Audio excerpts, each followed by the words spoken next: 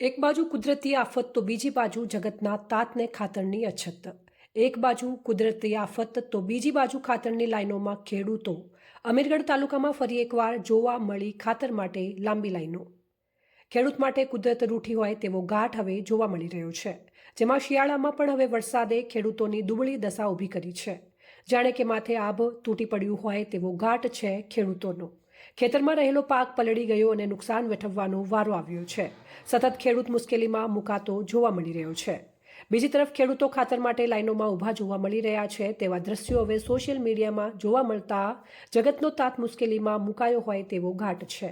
અમીરગઢ તાલુકામાં પાકની સિઝનના સમયમાં ખાતર માટે ખેડૂતોની લાંબી લાઈનો લાગતી હોય છે તેવી પરિસ્થિતિ વારંવાર સર્જાતી અમીરગઢ તાલુકાની અંદર જોવા મળે છે. ત્યારે ફરી એકવાર અમીરગઢ તાલુકામાં ખાસ કરીને શિયાળા પાકની શુભ શરૂઆતમાં જ ખેડૂતો ફરીથી ખાતર માટે વલખા મારતા હોય તેવા દ્રશ્યો કેદ થયા છે.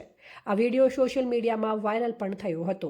તંત્ર સામે રોષ ઠાલવ્યો છે અને વારંવાર ખાતર માટે ઊભી થતી લાઈનોને લઈને અનેક પ્રશ્નો ઊભા થયા છે. ત્યારે જવાબદાર તંત્ર આ બાબતે કેમ ચૂપ છે એ પણ એક સવાલ છે. અમીરગઢ તાલુકાના અમીરગઢ અને વેપારી મથક ઇકબાલગઢની અંદર વારંવાર ખેડૂતો ખાતર માટે વલખા મારી રહ્યા છે. મસ્ત મોટી લાઈનો જોવા મળી રહી છે અને માત્ર અમીરગઢ તાલુકામાં જ આવી પરિસ્થિતિનું નિર્માણ કેમ?